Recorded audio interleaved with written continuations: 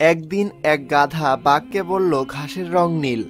বাঘ উত্তর দিল, না, ঘাসের রং সবুজ। কিছুক্ষণের মধ্যে তাদের আলোচনা তুমুল তর্কে পরিণত হলো। তারা জঙ্গলের রাজা সিংহের কাছে বিচারের জন্য উপস্থিত হলো। রাজদরবারে সিংহের কাছে পৌঁছানোর আগেই গাধা ডাক ছাড়তে শুরু করে দিল, মহারাজ, আপনিই বলুন ঘাসের রং নীল কিনা।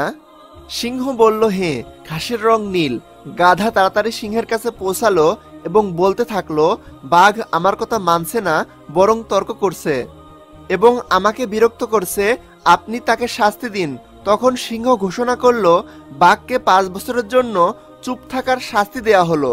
এটা শুনে গাধা খুশিতে লাফাতে শুরু করলো এবং বলতে বলতে চলে গেল, ঘাসের রং নীল।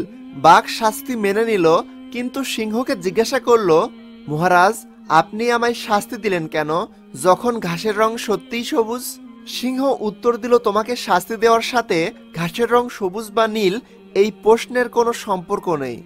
তোমার মতো সাহসী ও বুদ্ধিমান প্রাণী একটা গাধার সাথে তর্ক করে সময় নষ্ট করেছো এবং আমার কাছে এসে আমার মূল্যবান সময় নষ্ট করেছো, এই জন্য তোমাকে শাস্তি দিয়েছি।